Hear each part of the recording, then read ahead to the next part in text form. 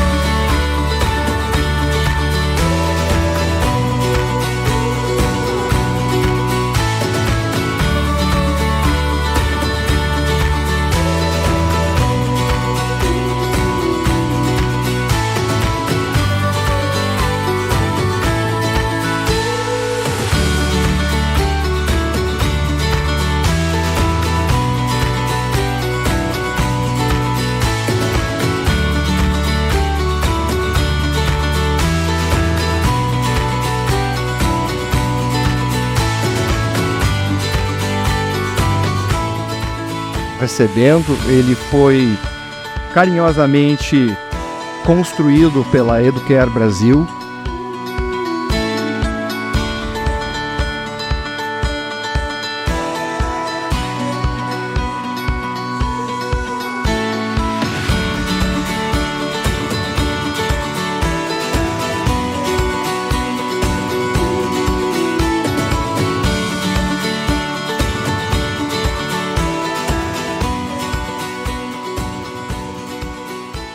Estou muito feliz pela confiança que vocês deram para nós, para a Educare, para o Vale do Taquari, da gente poder discutir coisas relevantes para as nossas vidas. Porque, afinal de contas, quando a gente discute saúde, a gente discute a saúde, né, como um todo, que inclusive vai impactar no nosso atendimento, como a gente vai ter os familiares atendidos, como a gente vai ter as entregas para a população e tudo mais, né? Ele conta com apoio, né, às empresas Astelas, Kite, Gilead, Sankyo, Adium, B1, Bayer, AstraZeneca, EMS e Takeda.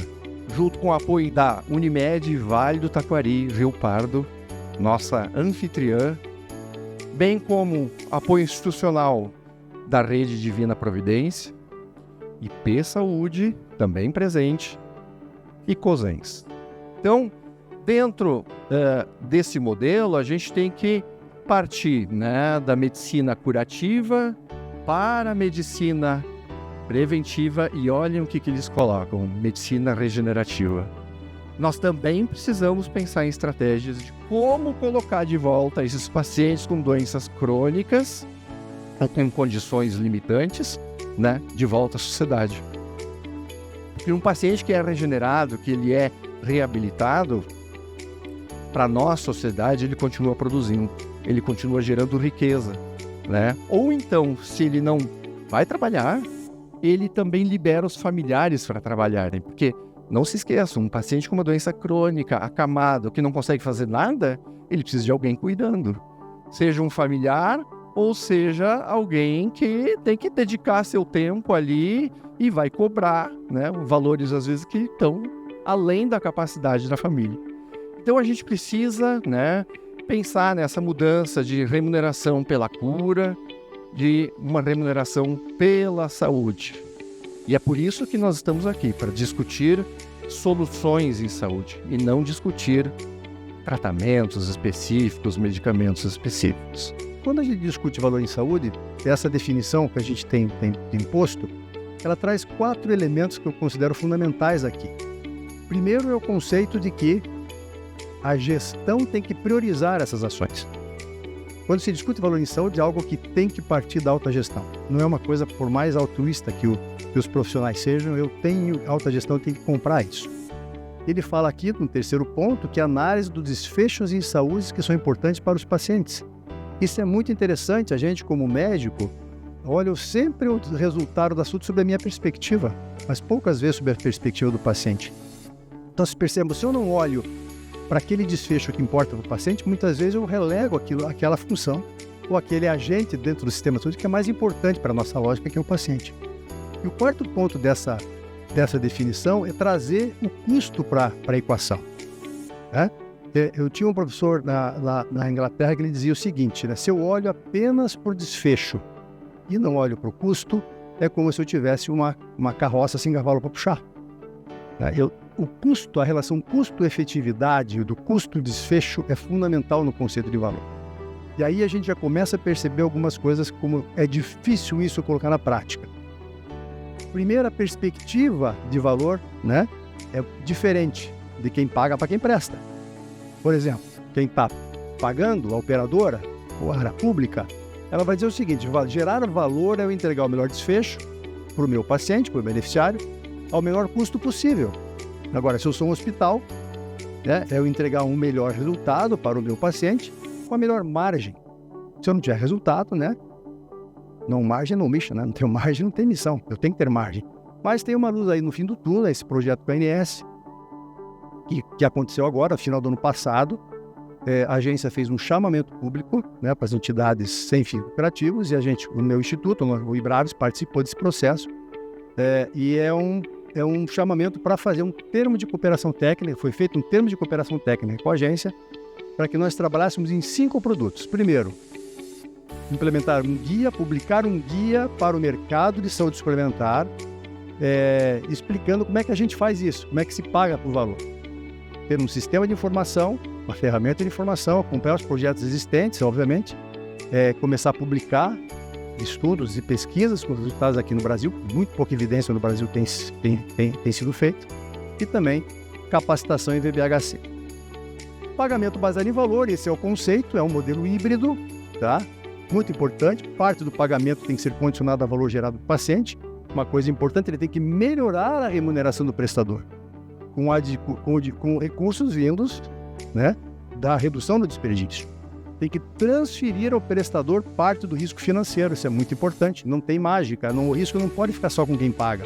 O prestador vai começar a assumir riscos financeiros, né? Obviamente risco de performance, não risco atuarial, né? Não risco, né, da populacional, risco da performance do que ele faz. E essas barreiras, assim, eu quero perguntar, Gabriel, como é que tu fez para lidar com essas complexidades aí? Porque não é fácil, né? A gente vai, senta, faz reunião, faz no dia seguinte, faz mais uma, não sei o quê. Eu acho que é um grande desafio. O primeiro deles é educação. O médico é muito pouco interligado com o valor em saúde. Eu acho que a gente precisa trazer o médico e aproximá-lo destes conhecimentos e do quão isso vai ser melhor, inclusive para nós mesmos, médicos.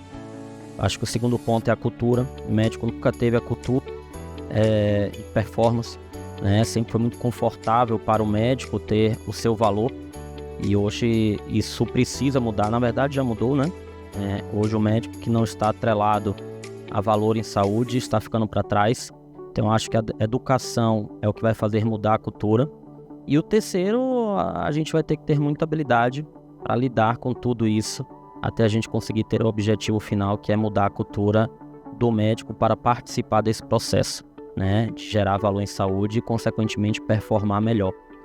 Quando a gente fala de saúde pública, de SUS, a gente fala de números muito grandes, né? Nós temos um país gigante e que temos um sistema único de saúde inigualável a qualquer outro no mundo. Nós vamos ter 3 tipos de disparo: o disparo direcionado para o gestor, o disparo direcionado para região de saúde e para 7 macro-regiões de saúde. E aí é que está a integração desses dados, que todo e qualquer secretário de saúde tem hoje o seu sistema próprio, que para nós é uma dificuldade, né? Nós temos o ESUS, que é o que regula o Brasil inteiro, mas nós temos os municípios que usam outro tipo de sistema, porque ou herdaram ou acreditam que aquele sistema é novo. E aí nós temos uma grande dificuldade aqui, quando o Ministério da Saúde, a Giovana deve estar passando por isso, nós temos um delay desse dado que o Ministério nos devolve de 3 meses. E com 3 meses, como é que tu planeja, né? Não tem muito tu planejar. Ah, mas tu não atingiu o teu indicador. Tá, mas esse dado é de 3 meses, eu melhorei isso nos outros 3 meses. Então tem algumas coisas que a gente precisa melhorar no sistema. A gente fala em desperdício de dinheiro em relação material, né, a exames, mas o desperdício de tempo talvez a gente não consiga mensurar, né, a nível de dinheiro, né, a nível monetário, o quanto é esse desperdício. E isso também é algo que é muito importante, porque economiza tempo para o paciente na hora da consulta, economiza tempo para o profissional que vai estar atendendo, e isso a gente não consegue mensurar, mas no final da cadeia isso vai gerar um valor em saúde também. A gente, a nível de saúde pública, a nível de Brasil, a nível de município, a gente tem alguns outros desafios.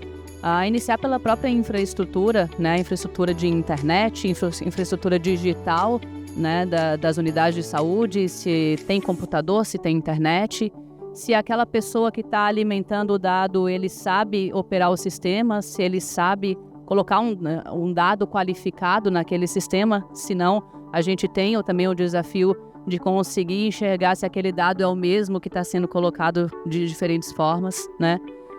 O baixo letramento em saúde, não somente dos profissionais que estão interagindo com o sistema, mas da própria população, em saber o quão importante é e se ela quer realmente ser dona dos seus dados e liberar aqueles dados sensíveis para todo o sistema de saúde. E a questão da gestão. A gente não consegue ter um valor em saúde, implantar a interoperabilidade se a alta gestão não achar que isso seja importante, se não houver uma sensibilização da alta gestão para que isso vai gerar não somente a economicidade de tempo e de material, mas também do valor do desfecho para o paciente.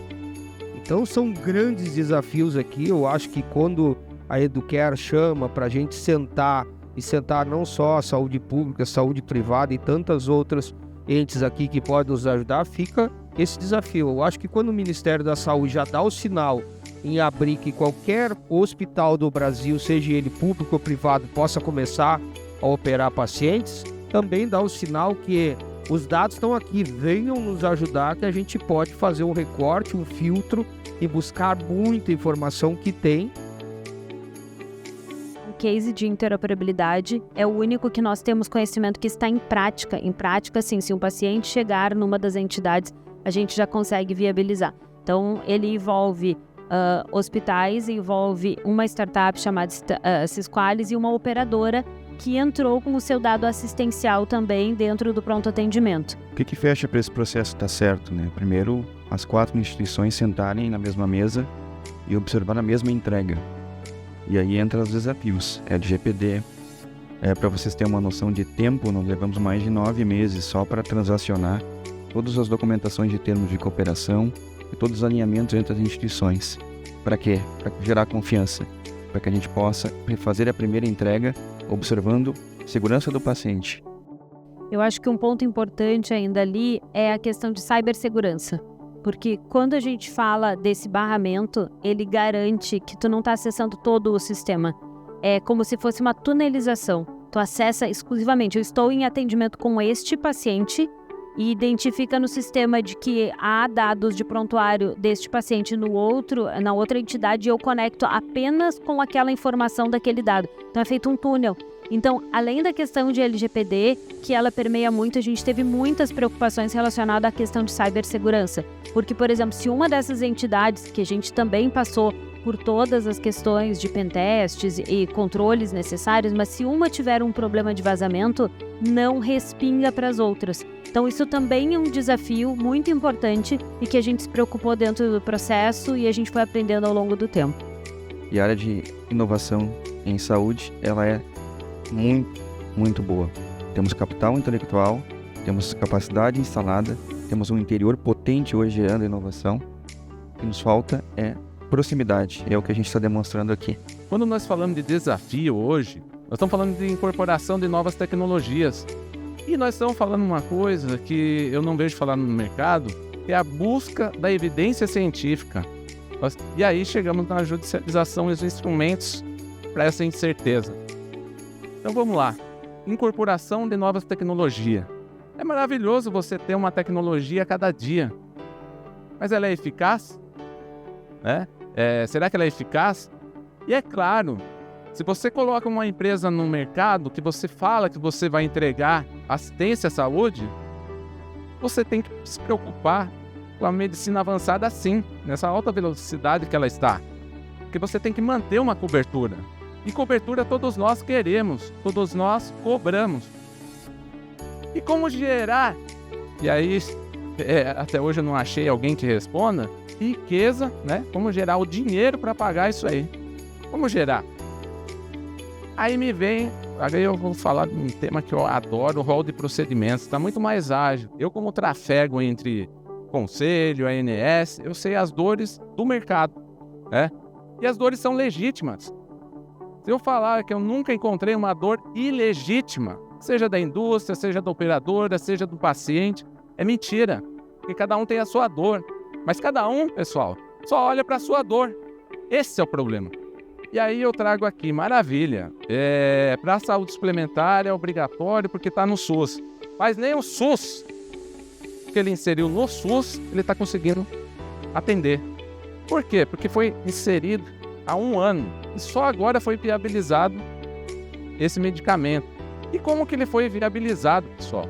Significa que está condicionado ao resultado da terapia. Eu vou dizer que vira um sócio, a indústria vira um sócio ali daquela situação. Se dá certo, ela recebe, se não dá certo, ela não recebe, ela compartilha o risco. Será que o STF ele vai julgar a ADI e falar que a saúde suplementar vai ter que ser uma evidência de alto nível, vai ter que ter ensaio clínico randomizado, vai ter que ter revisão sistemática e meta-análise? Essa é a questão que nós estamos muito debatendo e nós estamos aguardando o que é, porque é a mesma casa. Ele vai dar decisões diferentes. Paulo, existe 47 mil processos de demandas de saúde.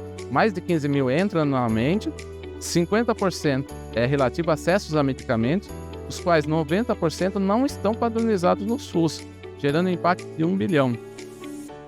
Olha a complexidade disso aí, olha o porquê, né, o STF se mexeu para trazer uma solução para a área da saúde. O que me chamou a atenção dessa plataforma? Ela vai chamar a responsabilidade do médico que deu um relatório médico. Porque ele não vai só lançar o pedido, ele vai ter que acompanhar o paciente. Para quem hoje atua no mercado, a gente sabe que uma liminar de um home care, por exemplo, ela fica de forma infinita. Você não faz uma nova avaliação no home care para ver se precisa de enfermeira 24 horas. É um exemplo que eu estou trazendo para vocês da complexidade que vai ser essa plataforma aqui. Gostaria de agradecer a participação de todo mundo, né? Vou fazer algumas ponderações finais aqui, né? Em especial os apoiadores, e desses apoiadores a Unimed do Vale Taquari, né? O apoio das telas, Kite, Gilead, Sankyo, Adium, B1, Bayer, AstraZeneca, MS e Takeda. Observem, pessoal, que em nenhum momento a gente falou em produtos aqui. Significa dizer que essas empresas elas estão muito alinhadas, né? Nós tivemos a tranquilidade de discutir coisas relevantes. A gente quer soluções. E não esqueçam, pessoal, de avaliar no QR Code para aproximar cada vez mais dos interesses de vocês. Muito obrigado pela confiança de todo mundo. Muito obrigado aos meus queridos palestrantes e vamos descansar, pessoal.